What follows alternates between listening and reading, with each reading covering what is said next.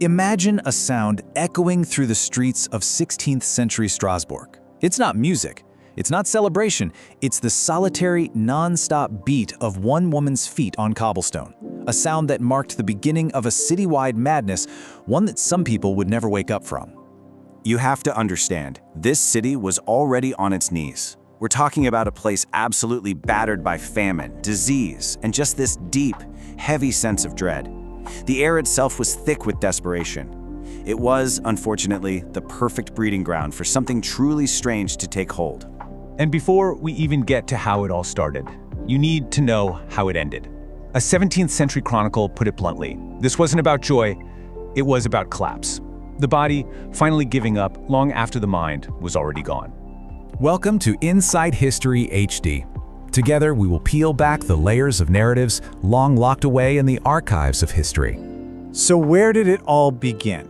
Well, the most reliable records we have all point to one single person. On July 14, 1518, a woman we know only as Frau Troffea walked out into a street, and with no music, no audience, no apparent reason, she just started to dance. What happened next was, well, it was a terrifying butterfly effect. One woman's bizarre private act became a public spectacle, and then somehow a contagion. According to the detailed timeline put together in the analysis, The Choromania of Strasbourg, her solo dance ignited a horrifying chain reaction. Just 4 days later, 34 other people had joined her. And it just kept growing. By the middle of August, at the absolute peak of this epidemic, that number had swelled to a staggering 400 people. Men, women, children, all caught in this grotesque, unending dance through the city streets. Now, I want to be really clear about this. This was not a party. This was torment.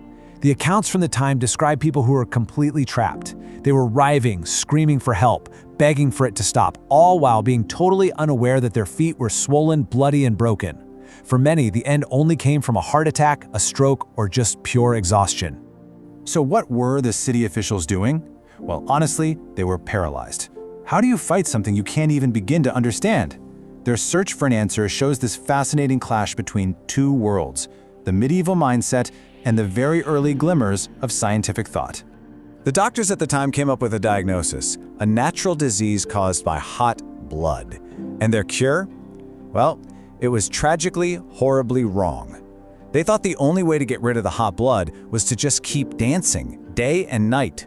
So they built stages, they cleared out guilds, they even hired professional musicians, all to help people dance it out. Of course, that just threw gasoline on the fire. For centuries, a leading biological theory pointed to the city's bread. See, there's this toxic mold called ergot that can grow on damped rye, and when people eat it, it can cause really violent muscle spasms and hallucinations. For a long time, it seemed like a pretty solid explanation. But today, the most accepted theory is actually psychological. The historian John Waller, writing in the medical journal The Lancet, argues pretty convincingly that the dancing plague was a case of mass psychogenic illness, basically a collective mental breakdown on an epic scale. You had a whole population under extreme stress from famine and sickness, and they essentially fell into a shared trance-like state. Okay, so this is the real aha moment. When you put these two theories side by side, the ergot poisoning idea starts to fall apart. The problem is that the fungus restricts blood flow so severely that being able to dance for days on end would have been physically impossible.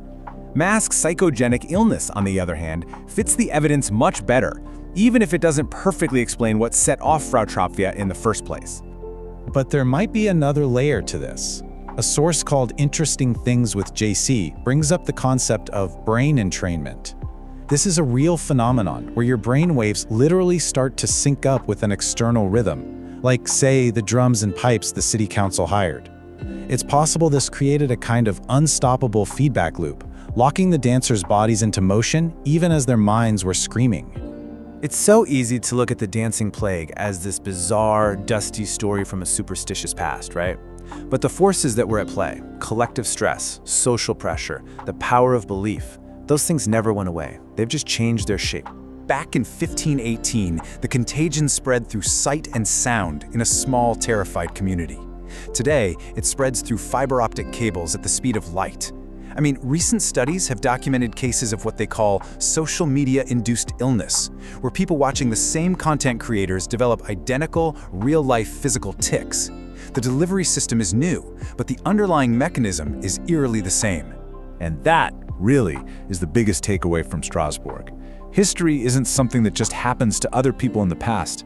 The very same forces that drove hundreds of people to dance themselves to death are still at work, right now, shaping our own lives in ways we probably don't even see. Which leaves us with a pretty unsettling question to think about. What unseen pressures are shaping our own behavior right now? If this journey has offered you a new perspective, support our exploration by subscribing to Insight History HD. Thank you for listening, and I will see you in the next narrative.